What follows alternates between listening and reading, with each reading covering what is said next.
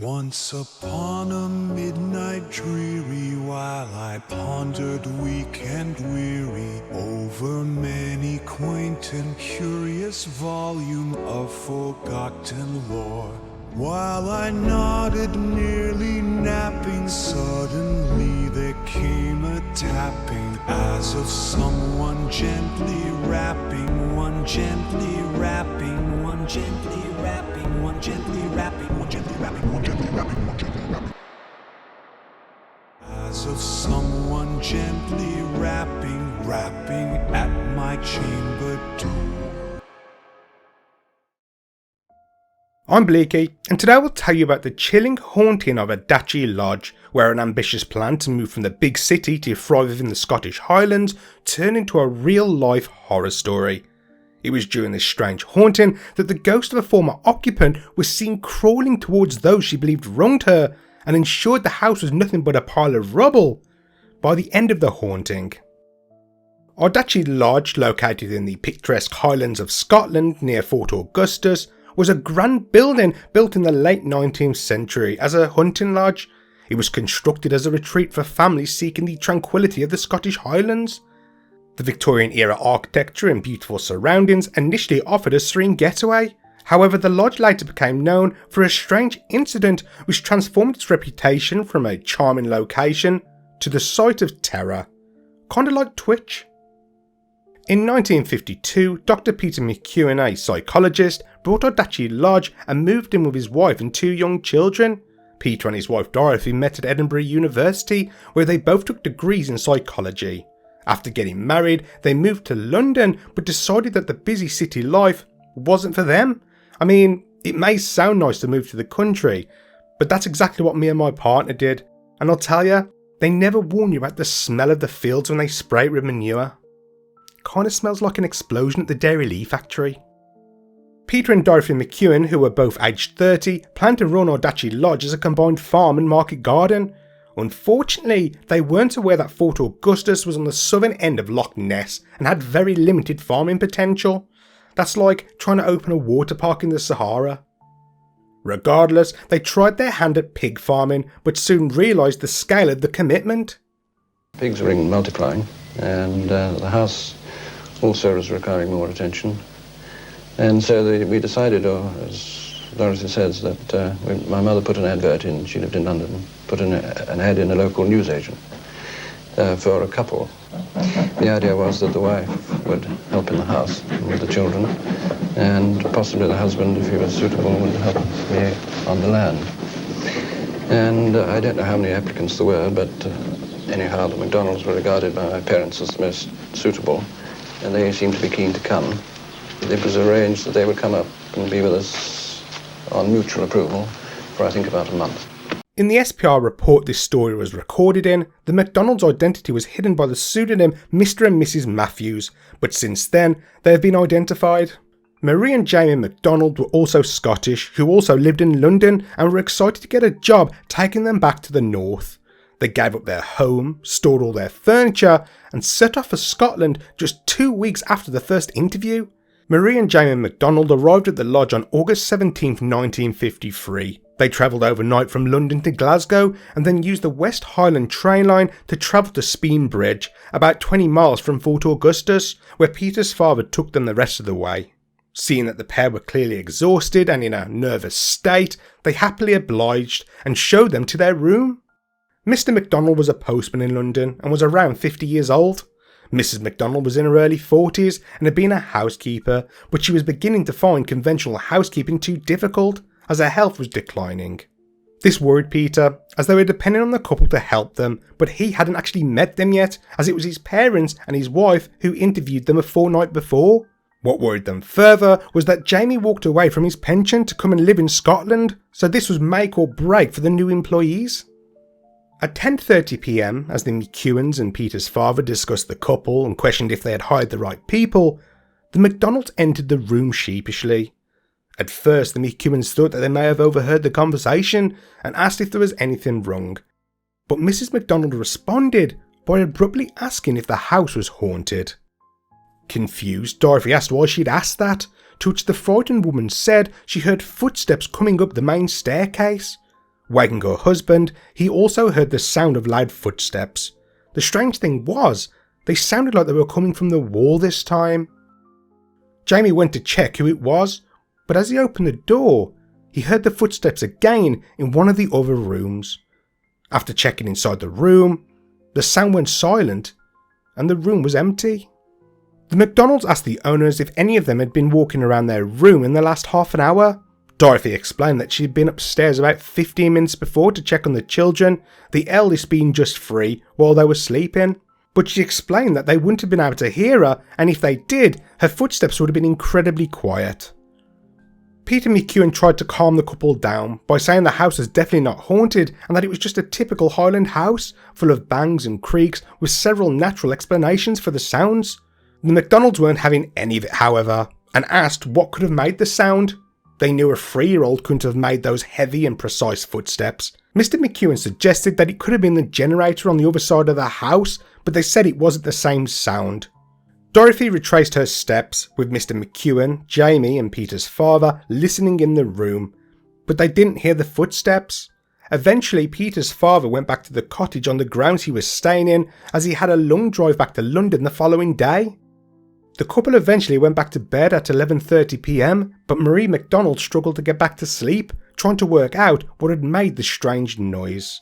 As she finally started to doze off, both she and her husband were startled by loud knocks on the bedroom door. After opening it, however, no one was there, just the corridor stretching into darkness. The knocking, which came in repetition of 3, started again from the walls.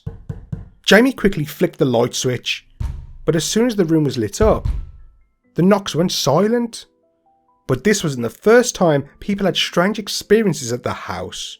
A woman who knew the house well from her childhood was interviewed for a BBC documentary which aired in 1977. I first knew Ardachie as a child in the time of Colonel Campbell, and then later in the time of the Bruins, and in which time a lot of us, go to Ardachie. We used to play hide and seek there and be about the house. And when we were playing hide and seek, we used to get very frightened sometimes in the old part of the house, and were quite glad to kind of break cover and make contact with the other people. Now, she did mention the name Bruen, which is a name you'll want to remember for later. Ooh, foreshadowing. After hearing the knocks on the door, the McDonalds raced into the McEwen's bedroom and told the couple what they had heard. Mr. McEwen and Mr. McDonald waited in the room for 10 minutes to see if the noises would repeat, but nothing happened. While they were upstairs, Marie shared with Dorothy that she was sensitive to the paranormal and that when she was 7, she had a vision of her grandfather sitting up in bed, and 2 weeks later, he died sitting up in bed. While Mrs. McDonald had calmed down, she insisted on changing rooms, but as they entered the new room, Marie almost fainted in fear after seeing a woman standing in the corner of the room. A person that nobody else could see. She described her as an old woman wearing old-fashioned clothing. She also said she had straggly grey hair and was covering her face with her hands.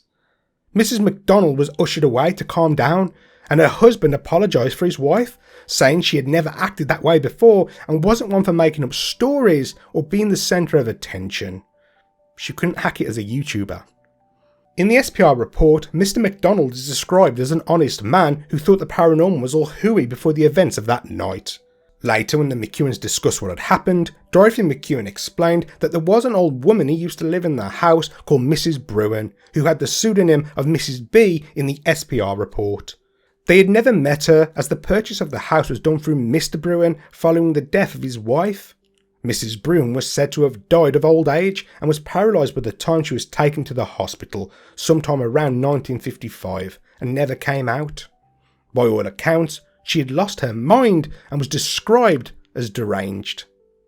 Mr. McEwen asked his wife if she had told their new housekeeper about this woman, but she was adamant she hadn't. In fact, when she had put the advertisement for the job up, she didn't include their names or the specific house. He then wondered if she had gotten the story from anybody else, but as they pretty much went straight to bed after eating and taking a short walk around the grounds, They didn't have the opportunity to speak to anybody else. Besides, the nearest village was a mile away, and the main road was about half a mile away. I just feel sorry for the postman. While trying to get more information from Marie about the ghost she had seen, Mr. McEwen asked if any other part of the house had made Mrs. McDonald uncomfortable. That's when she mentioned that before going to their room, she and her husband took a walk across the grounds and found an old rose garden that was now overgrown. Although it was marked as a private area, Mrs. McDonald felt an overwhelming urge to go inside. She described it as a beautiful and peaceful place, especially with the view of Loch Ness in the distance. However, the feeling of peace quickly turned dark and intimidating. She told her husband that they had to leave, and he shared the same feeling, as a shroud of unease overcame him. This is when Dorothy shared that the former owner, Mrs Bruen, had spent most of her time in this garden tending to the roses, which had become her only interest in the final years of her life before she gradually lost her mobility and her mind. After sharing the story, the group went back to bed and the couple were given yet another room. This time, Mrs McDonald felt comfortable. In fact, before closing the door, Marie said, "The old bitch will not follow me."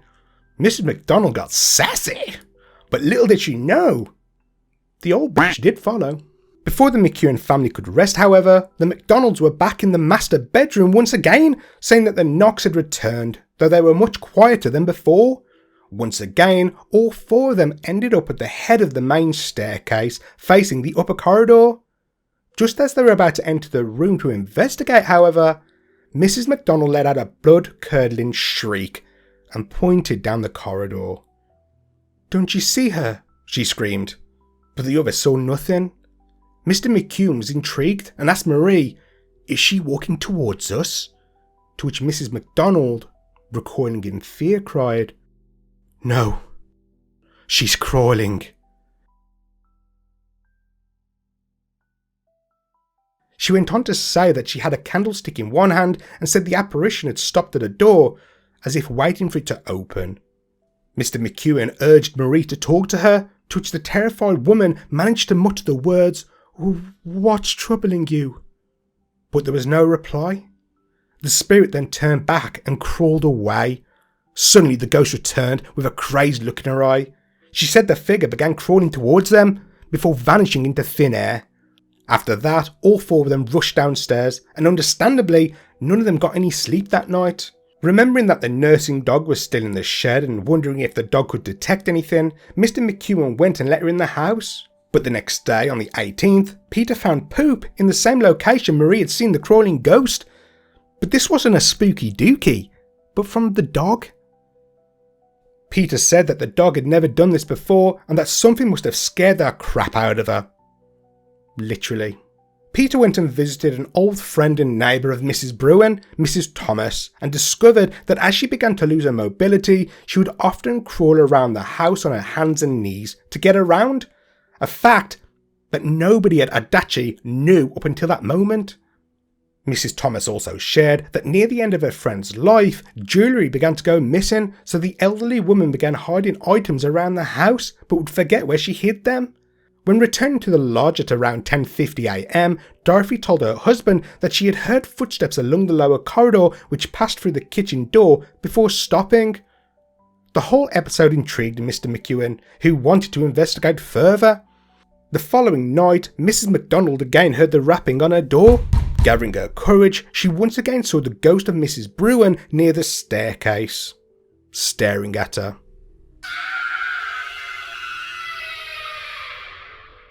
This time she described the apparition as wraith-like, with no distinct features, barely a human form at all. She said that she could sense anger coming from her, as if she wanted to cause harm. While nobody else had seen the ghost, that was all about to change. On a later evening, Dorothy described the feeling of an icy draft rush through the room before the spirit of an elderly woman appeared at the foot of the bed. The ghost seemed to want to speak, muttering something too quiet to understand in a raspy voice. What she could make out, however, was the words, "It's him," while the ghost stared at Mr McEwen sleeping. Mrs McEwen later said it was as if she wanted something, but all she could feel was dread. Later, Peter also saw the shadowy figure of the apparition moving around the house before fading away. On one occasion, when having a drink before bed, he watched in horror as he saw the ghost crawling unnaturally towards him. Kinda like me when I drop the last skittle on the floor and it rolls away. I gotta find it. 5-second rule. Peter, obviously spooked, jumped up and cried out, but as he did, the spirit disappeared. Things seemed to ramp up even more when items in the house would move on their own right in front of their eyes. This included objects being pushed off tables. At this point, Dorothy asked her husband if they should move out, but Mr. McEwen said the ghost can't hurt the living, but he would find a way to end the haunting. They continued to spend sleepless nights in the lodge, laying in bed, listening to the unexplained noises that echoed through the house. Eager to understand more, and after spending 5 nights of banging, the ghosts, not the whatever, Mr. McEwen asked the McDonald to try communicating with the spirit. He then contacted the Society of Psychical Research with his concerns, who told him that they would send out 2 of their members to investigate the claims. As promised, 2 members of the SPR arrived to investigate the haunting: Mr. Ross, an elderly and renowned SPR member and a believer in the paranormal, and Richard Matheson, a younger man who was a skeptic who thought there was always a natural explanation for hauntings. During his time, he built himself quite a reputation for scrutinising seances and outing the fakers. While interviewing Mrs. McDonald about the activity, she confided in them that she had sensed something would happen on that evening, as she had experienced a strange sensation earlier in the day while sitting in the rose garden. As predicted, after they turned off the lights, the sound of knocking began to come from all around the room, which seemed to focus at a window. The knockings were described as knuckles rapping on wood. Mr. Ross asked if the knocks were the usual sound, but Mrs. McDonald, breathing heavily almost in a trance, suddenly stood up in terror before collapsing on the bed. Everybody rushed to her and asked what had happened. She described seeing a woman again, but this time it wasn't Mrs. Bruen. It was a much younger woman who had corpse-like eyes. Mrs. McDonald returned to her room to rest, with Mr. Ross staying by her side. Suddenly she awoke, looking at the investigator and her husband in a dazed manner. She mentioned dreaming of a neglected rosebush that was twisted and rotten. As she recalled more of the vision, she explained that somebody had pulled out Mrs. Bruen's prized rosebush and had left it to die. Just as she finished speaking, the knocking resumed. Matheson, still sceptical, quickly shone a flashlight to check Mrs. McDonald's hands, but both were by her sides. The rest of the group decided to let the McDonalds get some rest, with Mr. Ross instructing them to call if they experienced anything else. However, the rest of the night passed without any incident for the SPR members in the same room where Marie and Jamie first heard the footsteps. The following morning, the SPR investigators, disappointed to have missed further activity, prepared to leave the house for a while, but asked if anything else had happened in the meantime. Marie told them that the knocks had continued, which frustrated the SPR members, who wanted more evidence. But that's when she shared something particularly chilling. She said that the young woman she had seen the previous night resembled Mrs. McEwen herself, despite Mrs. McEwen being alive and present in the room at the time. She said she didn't want to say anything as she knew the activity had already affected Dorothy and she didn't want to make her feel any worse. This revelation baffled everyone, including Marie, who questioned how it was possible for a living person to appear as a ghost. Unbelievably, it was later revealed that the McEwens had indeed moved a rosebush from the greenhouse. Their neighbour, Mrs. Thomas, had told them that it was Mrs. Bruen's favourite bush and that it required special care. Mr. McEwen couldn't bear to tell the woman that the bush had accidentally been uprooted by their gardener to make room for tomato plants, where it died and was discarded. The McEwens found unsettling that Marie knew about the rosebush, since she hadn't met Mrs. Thomas, who, although a neighbour, lived some distance from the isolated house. Moreover, the gardener, Davy Coots, was on holiday and was the only other person outside of the McEwens who knew about the rosebush and how it was removed. Yes, the McDonalds came, that was in August, about the 20th. But you see, I didn't see them at all at that time because as my wife had to go to Perth, she was on holidays. And I stayed at home just to look after the children. And therefore, not seeing them, I just didn't speak to them at all. Over the following days, the knocks persisted as the SPR members continued to seek a rational explanation for the loud banging, but they found none. One evening, while everyone was present, Marie entered a trance-like state and described seeing the spirit of a man standing in the corner of the room. Suddenly, she pointed at Mr. McEwen and cried, "It's you! It's you! I can see you!" When asked to describe how the apparition looked, Marie reluctantly said he appeared as a corpse. At her wit's end, Dorothy insisted on moving out with the children, fearing that Mrs. Bruen's spirit was showing the family their fate if they stayed at Ardachie Lodge. Though Mr. McEwen initially resisted, he finally agreed that they needed to leave before something worse happened. Apparently, as the family were about to leave, they heard 2 large bangs on the front door, with nobody around to have done it. The McDonalds were given a month's notice, so things didn't go too well for the new housekeepers. Mrs. Thomas, disturbed by the thought of her friend's soul being trapped in the house, brought 4 of her friends to the Benedictine Abbey to ask the monks to pray for Miss Bruen's spirit to be set free. A small party of 5 of us set off through the house. We started up the back stairs where the first noises had been heard, and we stopped there. And the abbot lit the candles, sprinkled holy water, and sang at some length in plain song. Then we continued along the upper corridor to the bedrooms where the noises had also been heard, and we stopped at each point. Down the front staircase, again we stopped, and finally at the back door where Mrs. McDonald had seen an apparition at one point and rapidly shut the door and gone back into her room.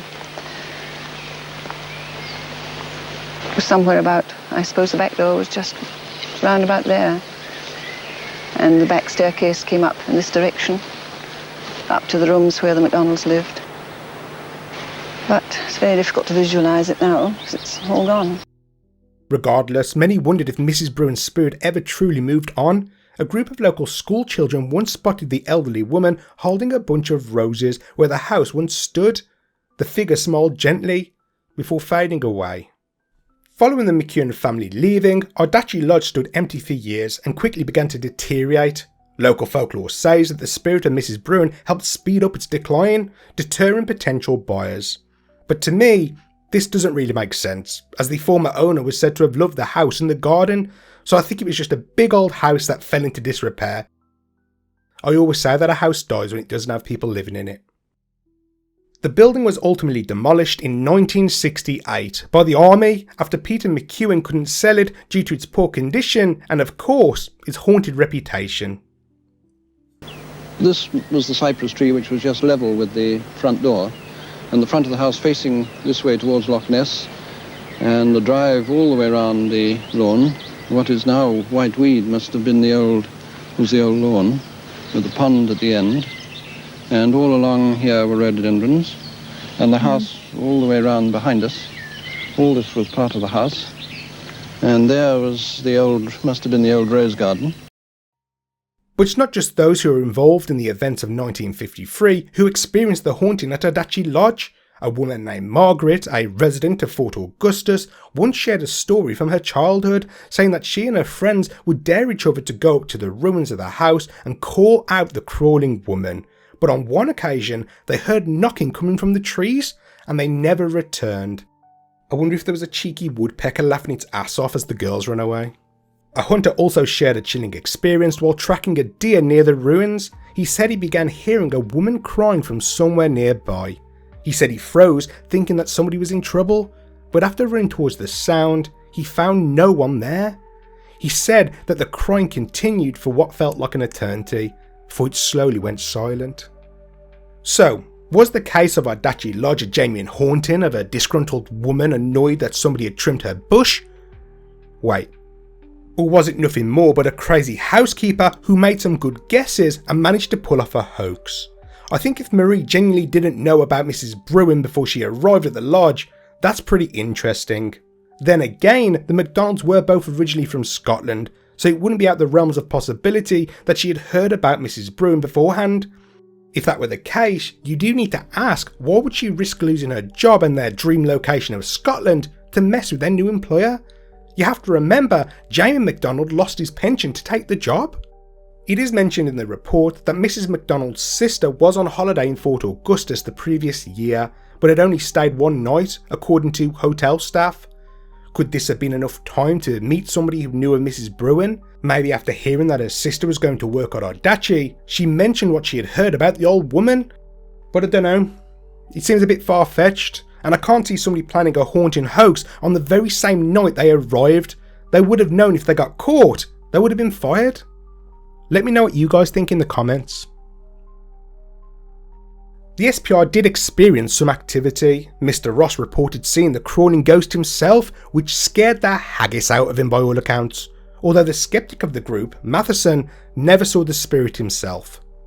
With that being said, it's worth mentioning that the famed SPR member did provide a detailed report on the haunting, which was published in the Proceedings of the Society of Psychical Research.